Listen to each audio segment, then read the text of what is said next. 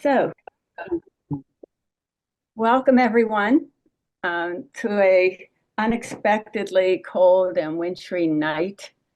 So, since there's nothing better to do, we'll have a nice meeting tonight. So, I'm going to just go right into the presentation. A few notes. I'm going to mute everyone right now. And if you have a question, you could either write it in the chat or wait till after the presentation. We'll unmute you, and then you can ask. You could either do, I don't see raise hand, I'm sure it's there somewhere. They must have updated Zoom because the icons are different. But anyway, let me just see. Tony couldn't be here tonight because he had to pick up his grandson out there in the cold. If anybody's having any trouble with getting on or staying on, you can send an email to our Squirrel Hill address, or you can go to our website and do contact us. And the Squirrel Hill email is squillhillhist@shhsoc.org. So anyway, welcome. And let me do a screen share because instead of talking, I'm going to show you stuff. So let's see. All right, and there we go. All right. And I just wanted to remind you, like that sign said, is that the meeting is going to be being recorded. When we have the gallery up, if you don't want your picture showing, then you can just turn your video off. So, okay, I won't show that again. So, 25 years of the Squirrel Hill Historical Society.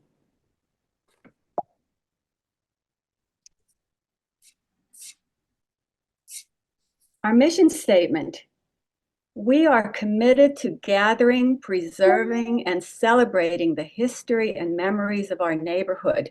That mission statement has been in place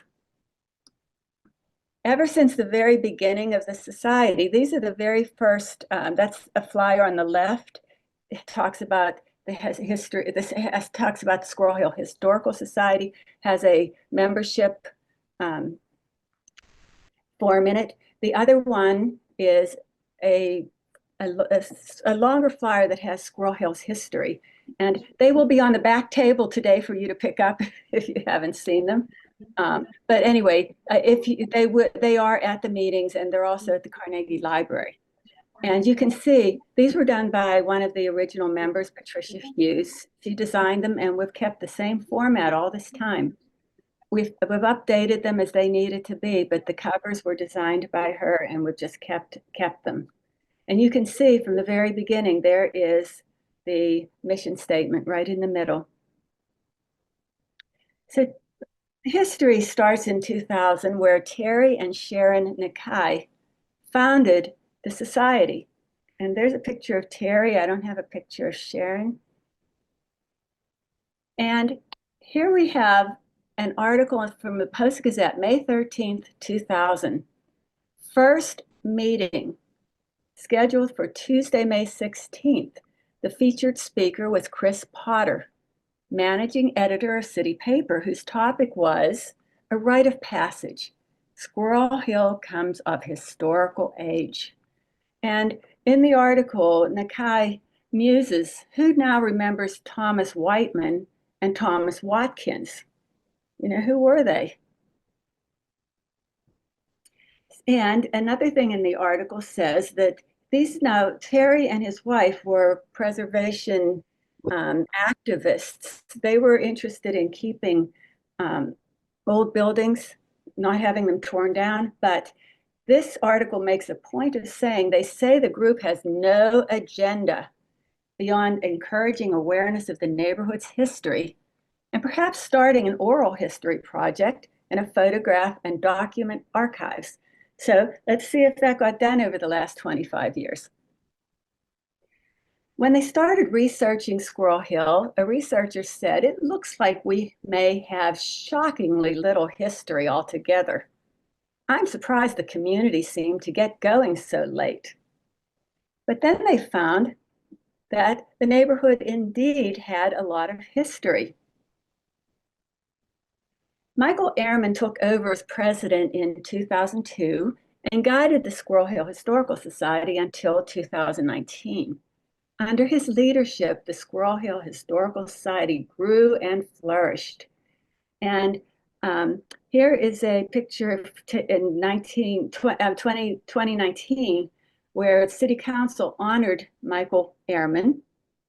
Be it resolved that the Council of the City of Pittsburgh does hereby recognize and commend Michael Ehrman for his service for the Squirrel Hill Historical Society, and be it further resolved that the Council of the City of Pittsburgh does hereby declare Tuesday, May 14th, 2019, to be Michael Ehrman Day in the City of Pittsburgh.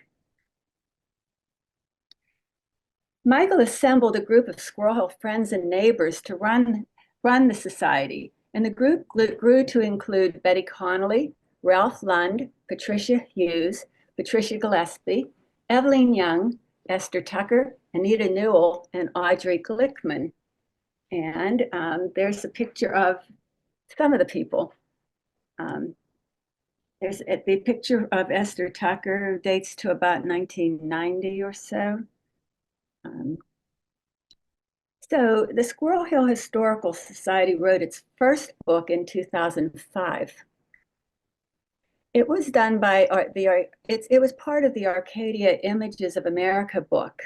It was written by Michael Ehrman, Laurie Cohen, and Betty Connolly, who also served as editor. And as you know, this format is very heavily photograph based. I joined the Squirrel Hill Historical Society in 2006, and I've been vice president since 2012 and the newsletter editor since 2014. And that's me looking at a piece of the Beechwood Boulevard Bridge. The Squirrel Hill Historical Society wrote its second book in 2017 because as we continue to research our neighborhood's history, we realized that the first book, being dependent on what photographs could be located, didn't do a comprehensive story of the neighborhood. So this book is more text, so that it reads more, it covers more territory than the first book. And it was written by me and Michael Ehrman, Wayne Bossinger, Dr. Barbara Burston, and Betty Connolly. And I was the editor. And to this day, when I go into the Giant Eagle and see our book, this is the one in the waterfront, it just makes me really happy that the book is out there. So there it is. In 2021, we inserted an addendum about the Tree of Life shootings. And what's really good with this format is that we can add, we can revise the book, we can update it, and the next edition will have the updates in it. And so we had to put this very important and tragic episode of Squirrel Hill's history in the book. Squirrel Hill Urban Coalition, that's shock, honored Michael Ehrman as a Squirrel Hill treasure in 2019. And then he moved away, and he's happily in Jersey City. He's working with his historical society there. And meanwhile, Wayne Bossinger and Jim Hammond took over as co-presidents. Wayne has resigned, so Jim continues to serve as president. Stanley Klein, Tony Indovina, Todd Miller, and Toby Chapman joined the board in the last few years, and Gene Binstock moved away. And I don't have a picture of Todd Miller, but he is on this Zoom, so you know what he looks like. But here's the others. And in 2024, we welcome Charles Suckup, Todd Wilson, and Rod Parmigiani. I hope I pronounced your name right, to the board. Evelyn Young has just resigned after a long tenure as treasurer in December 2024. For now, Jim Hammond and Tony Indovina are taking on the treasurer's duties until a new treasurer is on board.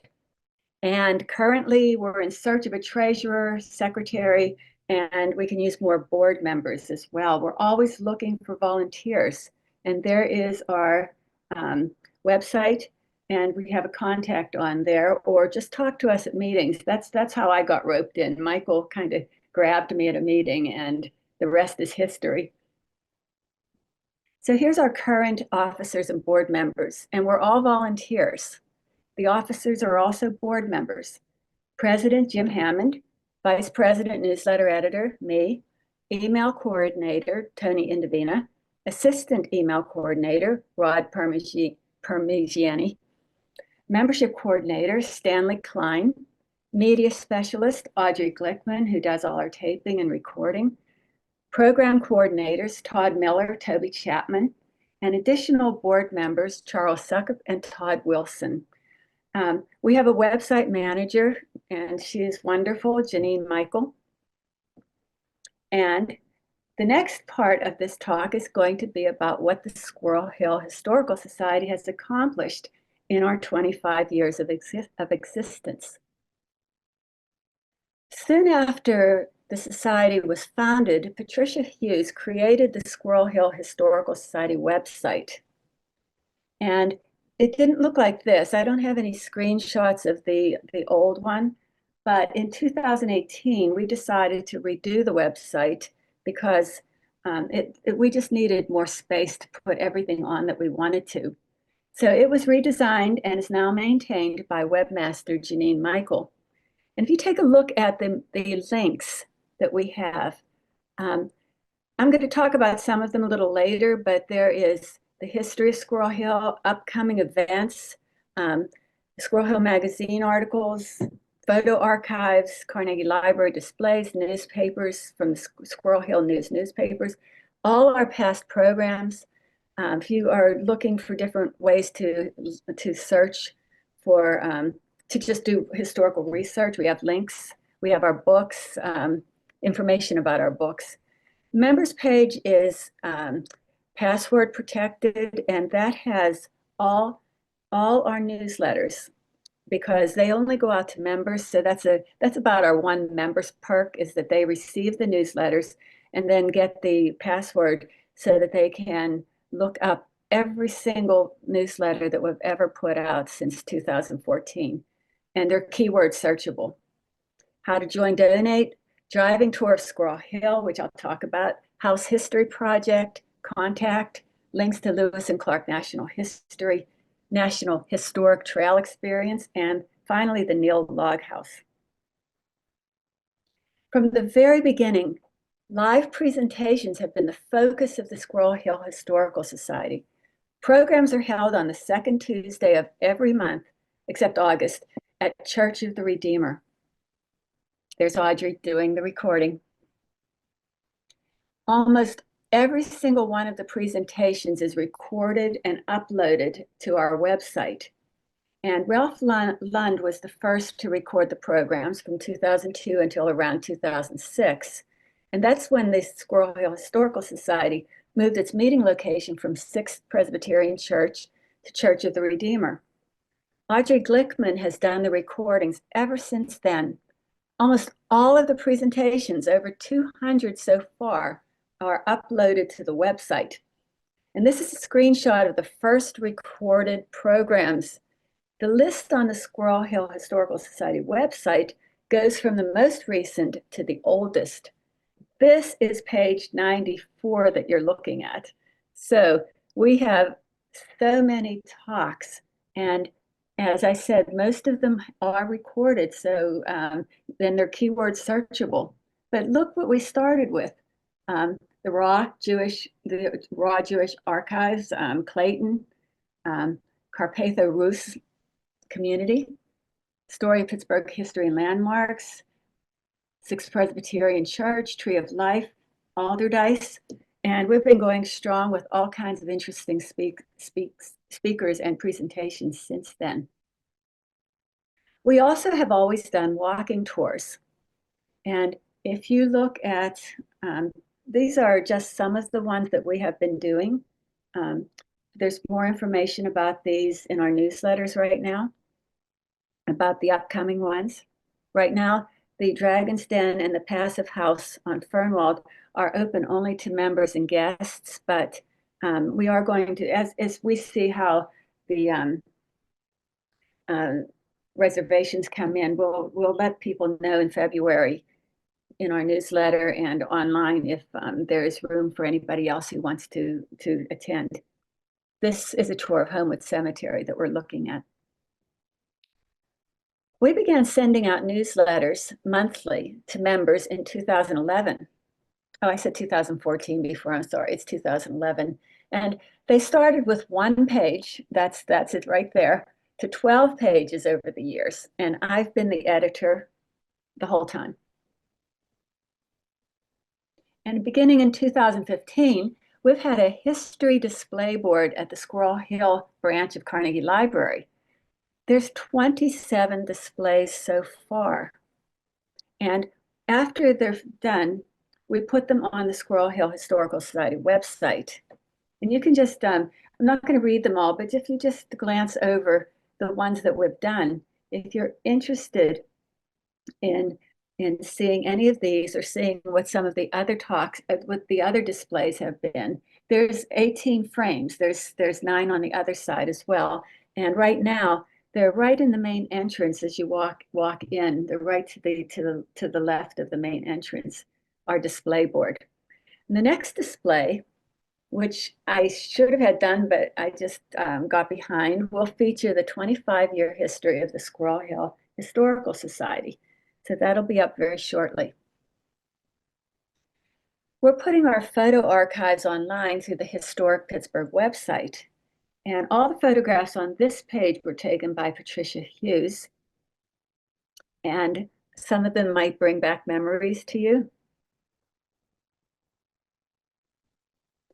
And one day, Michael invited me into his house and said, look, and he showed me a stack of maybe 4 feet high, bound volumes of the Squirrel Hill News newspapers. And he said, we're thinking of getting these digitized.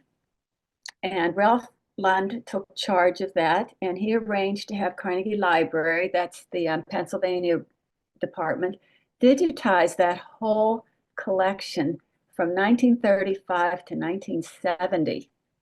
So all of the Squirrel Hill News newspapers are now online. You can access them through the link on our website. They're a little harder to find. They are on Historic Pittsburgh, and you can go find them there, but it's easier to go through our website to find them. And again, they're keyword searchable. And Historic Pittsburgh was is the format that that is where we have put the newspapers, and anyone can access them. And they're such a treasure trove of information about Squirrel Hill. If I'm searching for one thing, I have to stop and look at, like, kidnap note demands $1,000, huh?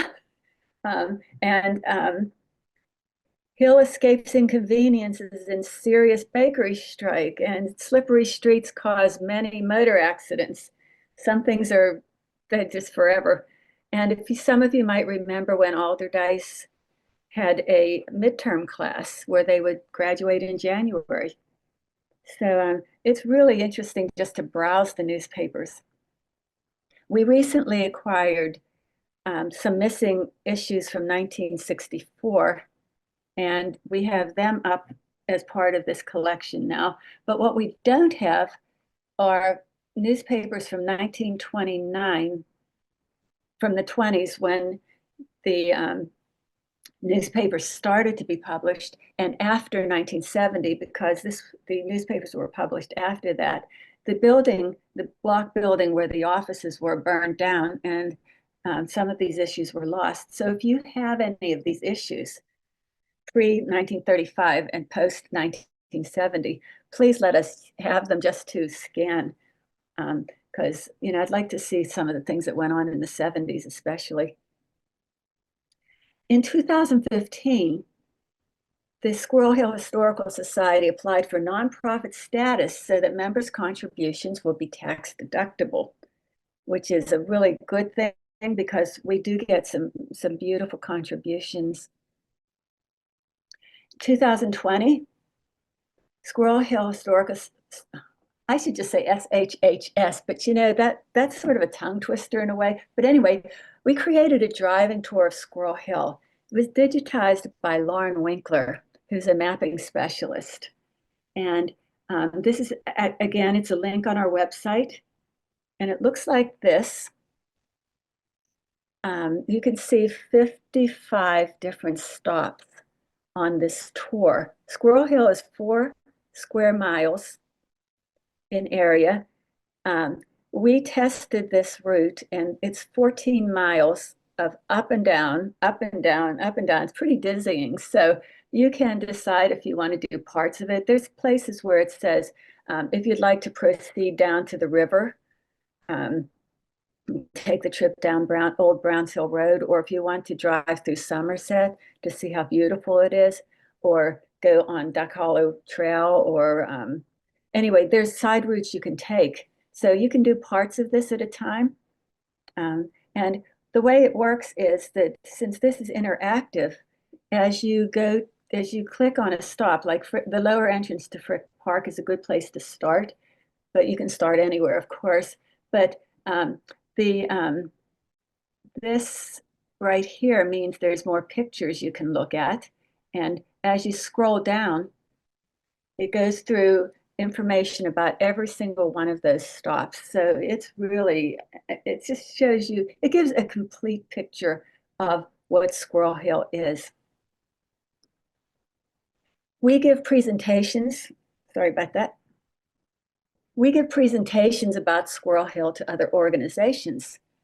We've given presentations to the Jewish Community Center, Pitt and CMU Osher, Weinberg Terrace, Longwood Gardens, Oakmont Historical Society, Maxon Towers, Riverview Towers, Rodef Shalom, Beth Shalom, and many, many more places. And these are some of the talks. And unless I also gave them as a program with us, these are not online. So maybe at some point we'll get more of them on. But anyway, this gives you an idea of the range of topics. We've participated in community events through the years. There's the Squirrel Hill Happening, one of the early ones. Below that is the Squirrel Hill Happening of 2017.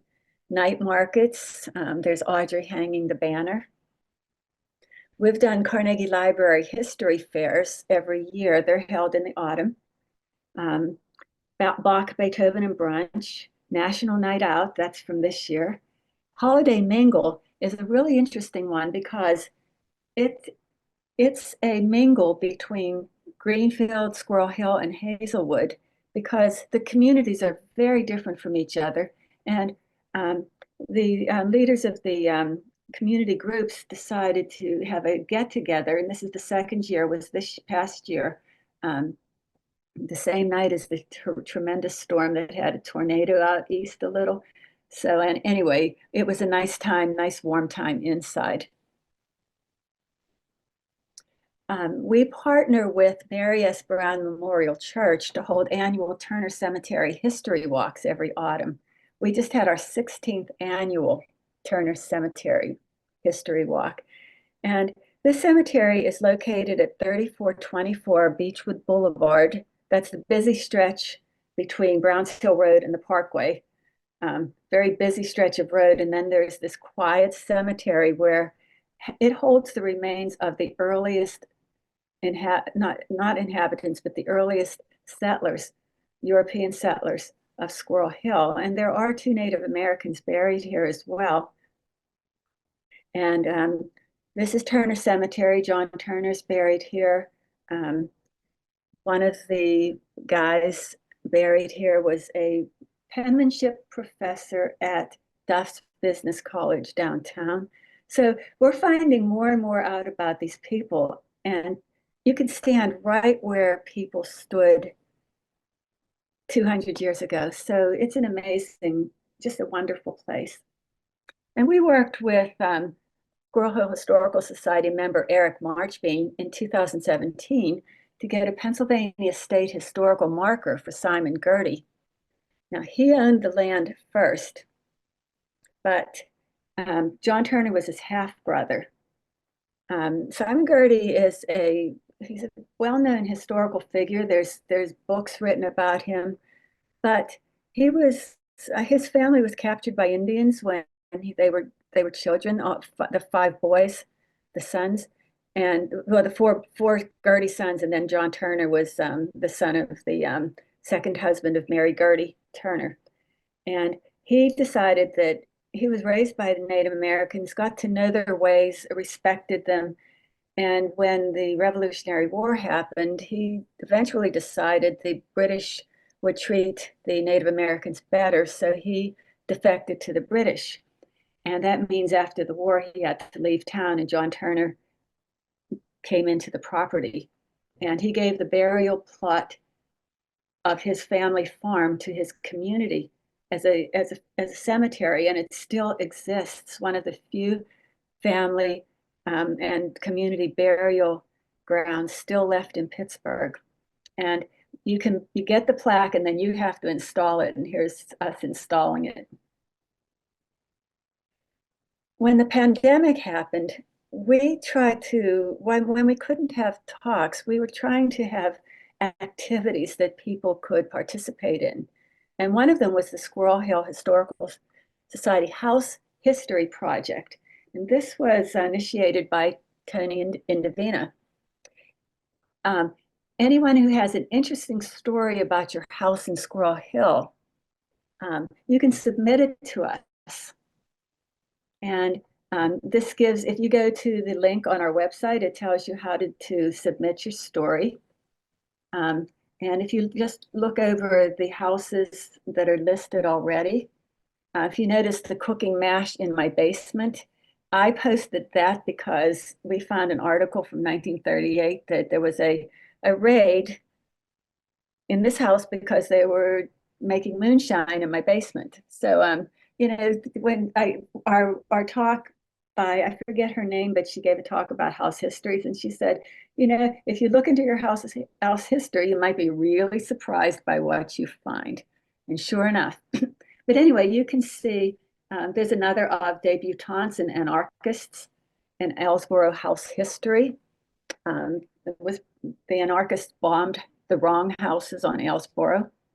So anyway, but there's other, that's Kerner House. So you can check these out. And if you have an interesting story about your house, please let us know. Another pandemic activity we undertook was our Squirrel Hill Champion Tree Registry. And Tony and I went around looking for the biggest trees we could find and the most unusual. And you measure them at 4 feet high with the string, and then do the math and figure out the diameter. And then there are charts that you can estimate the age of a tree because different trees have different growth rates. So we estimated this red oak in Shenley Park. It's very near the Neal Log House. It's right down East Circuit Drive. 60-inch diameter and 240 years old, older than the Neal Log House. And if you just run your eye over the types of trees on our list, American chestnuts, the ones that are edible, and some of them are probably, or most likely, hybrids with Chinese chestnuts, but they're not the horse chestnuts, they're real chestnuts. And ginkgos, lindens, cherries, red oaks, silver maples. There is a there's a cypress, there's cedars, there's tamaracks. So, it's just so interesting to go and see what kind of trees are growing around here. I write an article about Squirrel Hill's history for every Squirrel Hill magazine. That's SHHS project, beginning in 2010. And I've written 54 articles so far, and I'm just working on the 55th. whoops, wrong way, sorry. I was honored as a Squirrel Hill Treasure in 2023, which was indeed a great honor. And then in 2020, the Squirrel Hill Historical Society, excuse me, was contacted by a contractor for the Lewis and Clark Trail Experience website. The contractor told us that Meriwether Lewis may have stopped at the Neal Log House on his way to Pittsburgh to pick up the keel boat and to begin his journey down the Ohio River. And he said that people were contacting him to say they wanted to go and see the Neal Log House because it is mentioned in this research. So if you go to lewisandclark.travel, it's not the main national parks website. This is a companion to it. And what this website has is, if you look at the screenshot on the right and the black area, you can click on cultural districts, festivals, events, sports, fun and sports, galleries, general history, museum centers. It has places to stay, places to eat, other things to see. So I just took everything off except the Neal Log House itself. And if you click on that, you get information about the house. So explore this website. It's very interesting. And it has a map. This map is just a part of the map that extends all the way across the United States. Well, the Lewis and Clark connection sparked our interest in the Neal Log House because people were asking if they could come and see it. So we went there to assess its condition and found it was precarious. This is our very first visit to it. We worked with the Squirrel Hill Urban Coalition to restore the Neal Log House. Work began in 2020, and the house is pretty much finished. You can see the landscaping is in progress. There's a new fence around the building now. And Tony just took that picture of the Neal Log House in the snow. We're planning to have tours when it gets nicer. I mean, I can't even imagine living in a log cabin in the winter. You know, it had to have been incredibly rough. The grand opening was held in November 2024, and tours will begin in 2025. And this is the grand opening, the ribbon cutting, and you can recognize some of those faces. There's Dan Frankel, and there's Tony and Marty, Tony's the president of the Friends of Neal Log House. Marty is vice president. There's Corey O'Connor, Jay Costa. Beside him is Charlie Stewart, who is he is a descendant of the Robert Neal who built this house. So this is quite a celebrity event. Oh, I forgot Eric Strausberger is there, and some others that, let's see, I'm not quite remembering their name, but anyway, it was a great event. Charlie Stewart's daughter, excuse me, I have to get a drink here. But Charlie Stewart's daughter, Natalie, did a sketch of the Neal Log House. She's an artist. And then she created a logo based on the sketch. So that's the logo we use for the Friends of Neal Log House, abbreviated as FONLH. The Squirrel Hill Urban Coalition honored the Neal Log House as a Squirrel Hill Treasure in 2024. And you can see in early pictures on the left, the restoration process at the bottom, and then the newly restored house on the right. We joined the Heinz History Center Affiliates Program in 2021. And what that is, it's a networking group associated with the Heinz History Center, and it includes more than 125 regional history societies and organizations dedicated to preserving local history.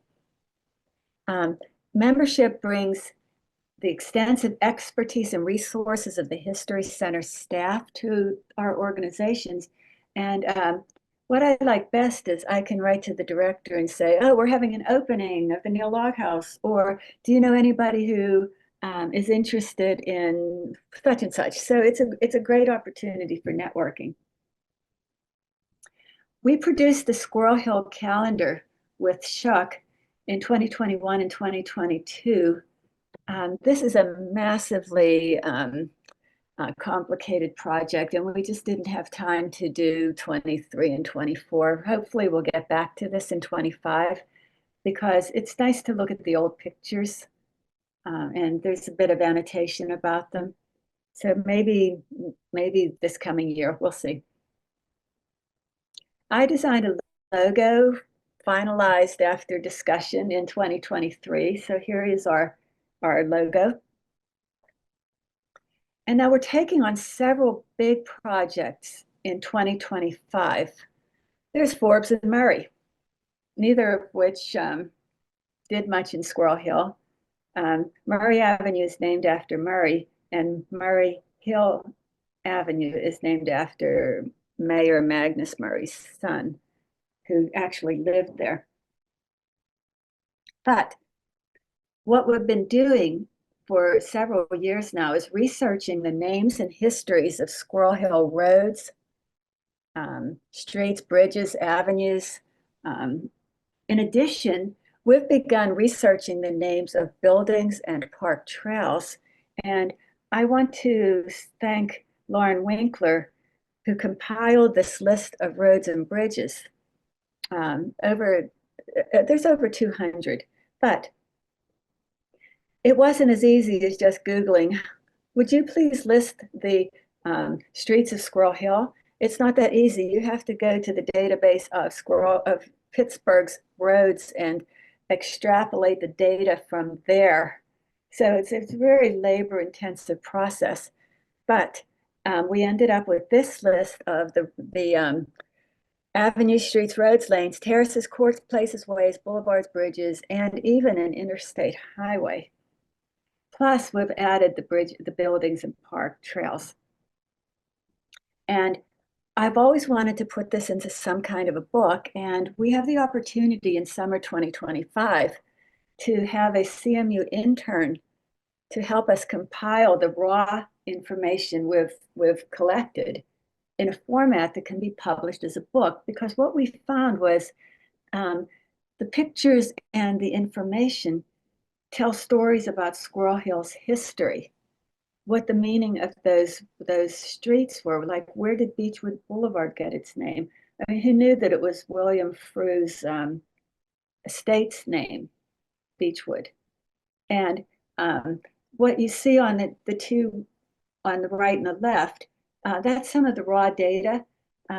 That's a little piece about Dallas Avenue, but this was written a while ago, 1927, and we can't trust the historical accuracy of Annie Clark Miller's text, because she didn't have a lot of information to get this data from. And on the other side, you can see that tells you what the top photo is all about.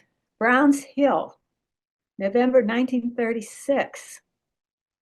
Well, before this, Old Browns Hill Road came down to about where Imogene Street is, and then made a sharp left and went down the hill. If you can imagine a trolley doing that, all the way down to the bottom of the hill to go across Brown's Bridge to Homestead.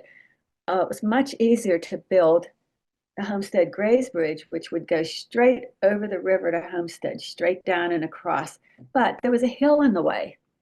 And you can see the trucks taking that hillside, which has now been replaced by that gorgeous, perfect retaining wall that shows no sign of wear since 1936.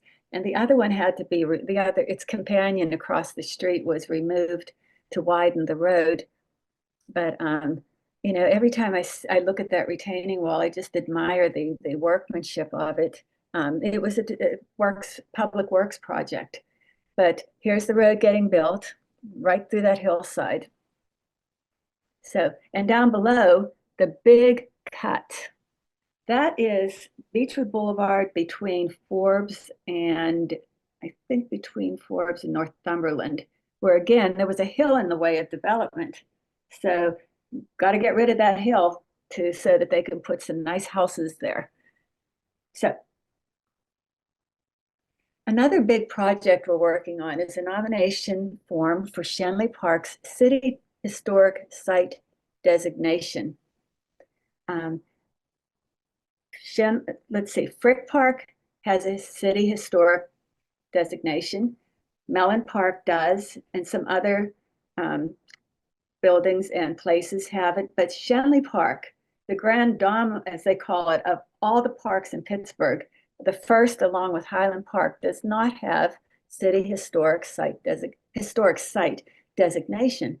And we feel it really needs it because this park was meant to be the showcase of the City Beautiful movement.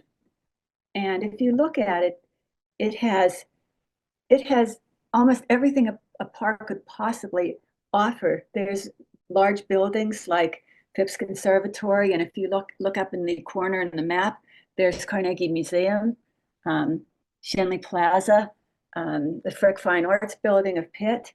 Those are in Shenley Park on the grounds. There was a racetrack where Shenley Oval was.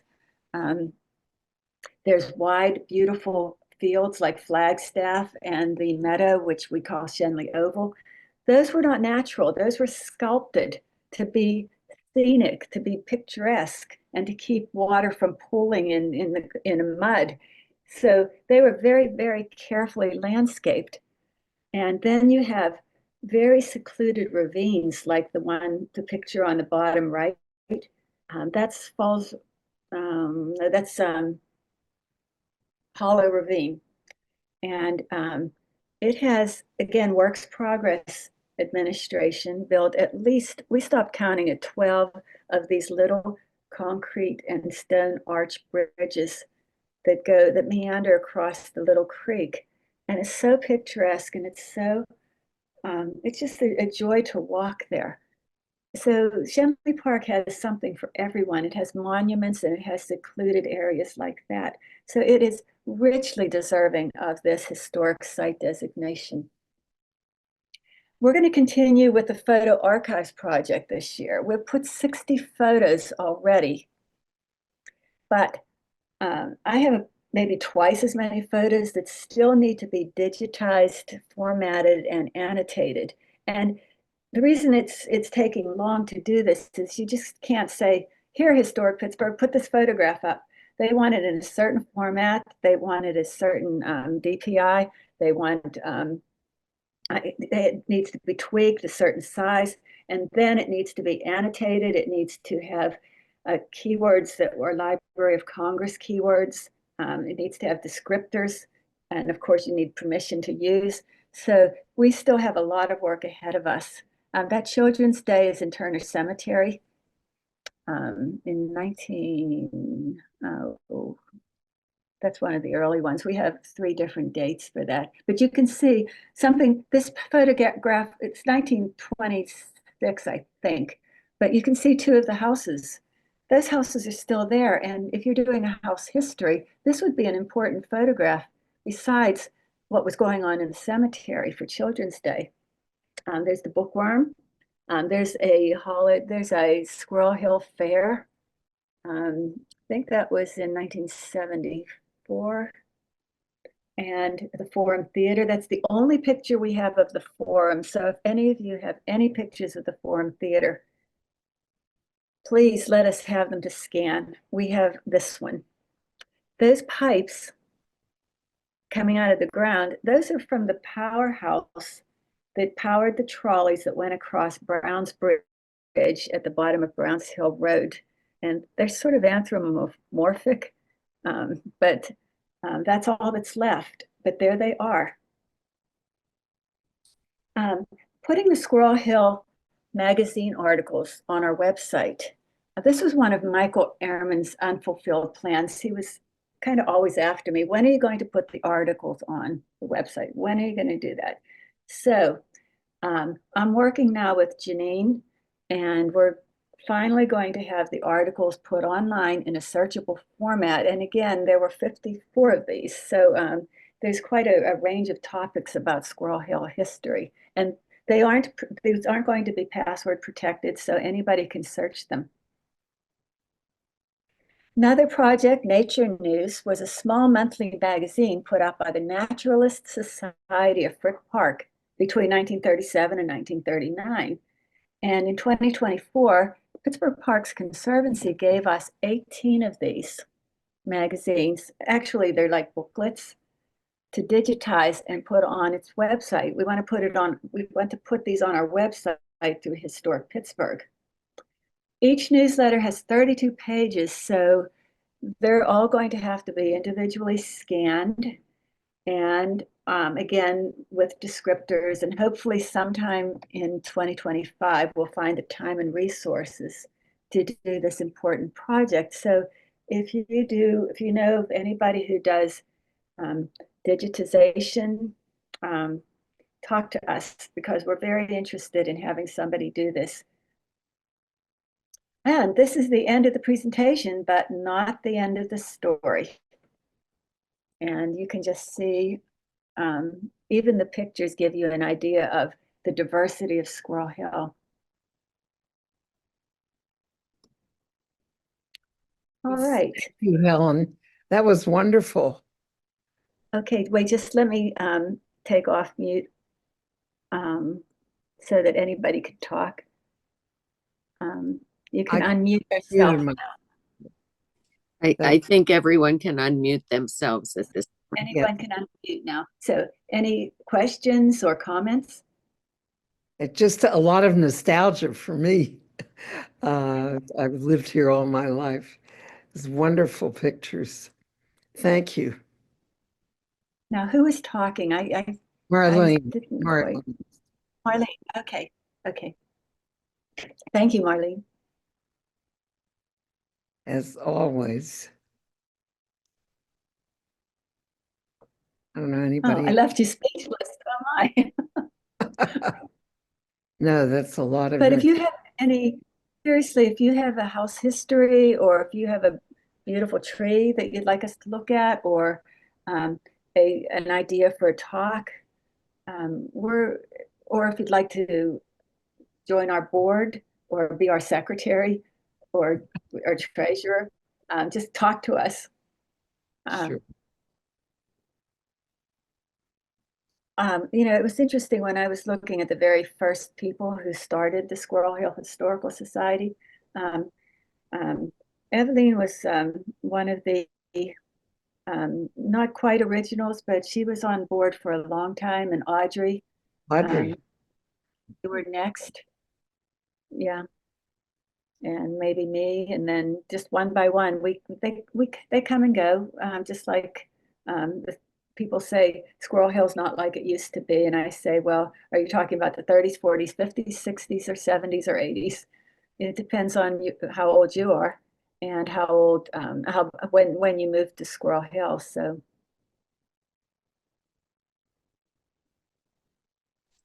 there are a couple notes in the chat. Okay. From George.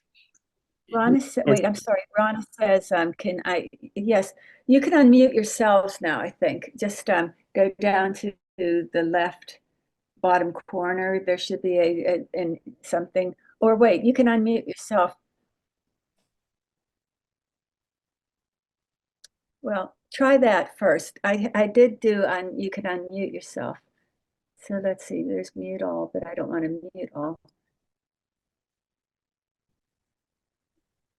I have participants are allowed to unmute yourself, so you'll have to unmute yourself. Okay, go ahead, Audrey. I'm sorry I interrupted you. So wait, well, so I left to wait 1 second. George put in the chat, Browns Hill is not a bad grade for a trolley. The Fine View line in the north side ran up at 12.5% grade. And the hill shown at the end of Browns Hill Road, oh, well, we know this, had a house on it that had been raised from the river level by Eichley Engineering to allow for an expansion of tracks for the B&O. That's on the cover of our book, so we know that. Right. It's on the cover of the book if you saw that.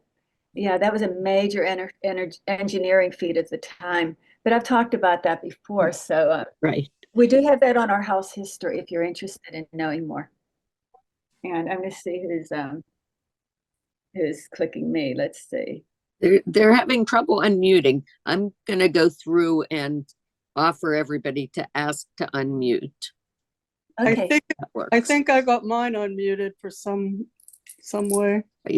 I did that. Oh, can you hear me? Can they click on their name and will that unmute them? Mm-mm. I had tried it, but I guess Audrey got me. Well, I don't know why some of them work and some of them don't. So Helen, thank you for all your hard work with this, and the rest of the board members as well. But can you tell me where the edible chestnut trees are? They are on, I don't know if you know the name of the trails in Frick Park, but Riverview is the trail that goes past the Blue Slide Park all the way to the dog park walk, the dog walk. Yeah, and there used to be one chestnut. up there on the left, but I haven't seen it for a while. Oh yeah, they're there. We were there kicking them. There's 4 of them, and that's where the giant sequoia is as well. And there's also a beautiful bald cypress just right there. But the 4 chestnut trees, they were heavily laden with chestnuts. And what's funny is Tony and I kind of argue over what they smell like. I don't know if it's genetic, but I really like the smell. It's kind of nutty with a little bit of feline odor. I like it, but Tony thinks it stinks. So, but they bloom in July, and the tree's just covered with blossoms. And then in the fall, you get the chestnuts. But that's where they are. It's called Country Club Hill because there had been a country club on the top of that hill. Right. Long And gone. a stable. Yeah, the stable was down where the to the right. It's where you can see Chestnut Ridge down. Yeah, that was where the tennis courts and the stable were. So, yeah, that's a whole story in itself. Is the country club. But anyway, it's on Riverview Trail, and there's supposed to be there's one on English Lane, another chestnut, and there's supposed to be maybe a real one whose identity is kept secret by the person who told us about it, but we never found it, so I don't know.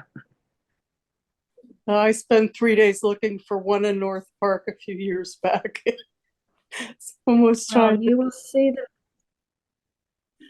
Well, they are they take care of the trees. They were pruning them this carefully.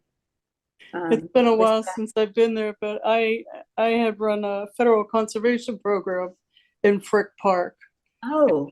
Had a crew that worked on the trails there at one point, so I knew every tree, but it's been quite a while. It was the 80s. Well, you have to go back and see what's there. There's I mean, we found a tamarack, we found sassafras, they're in there. And there are new tree plantings as well. Anybody have a golf cart I can borrow? It's too far from me anymore. And there's park rangers now, and one of them was telling us about.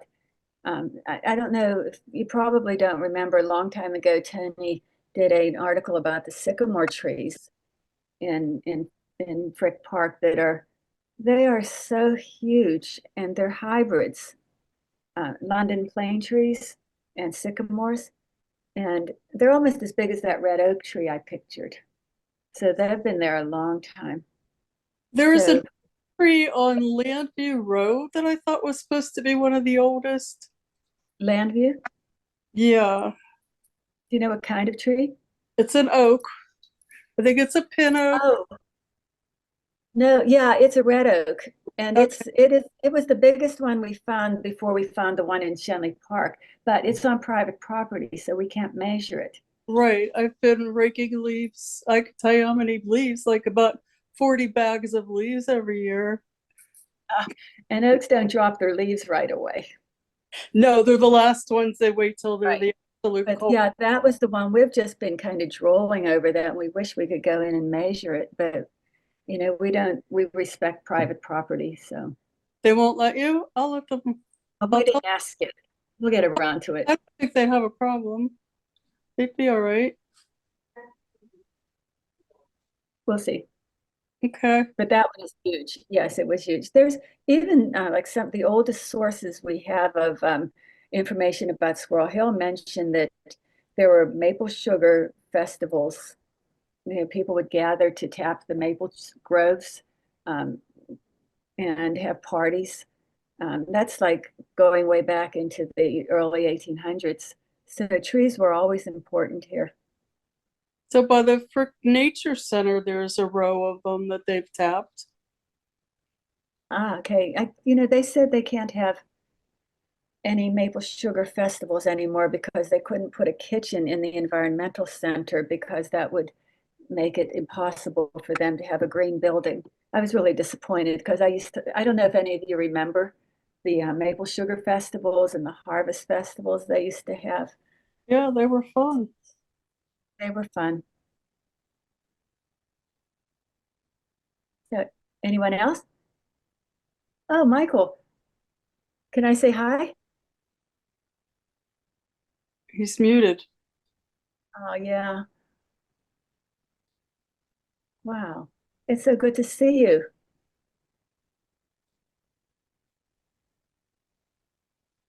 I didn't know you were on. I offered him to unmute.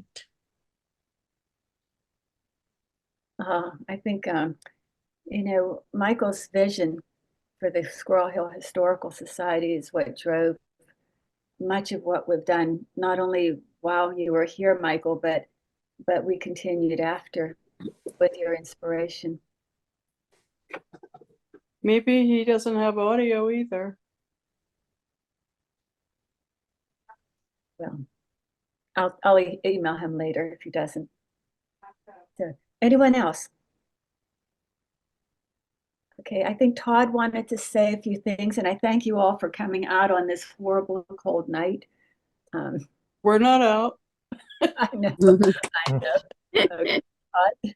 Well, thank you, Helen, for a most enlightening and entertaining presentation. It's a great summary of the first 25 years, and thank you for your diligent work and making these 25 years so productive and enjoyable for so many of us. You're welcome.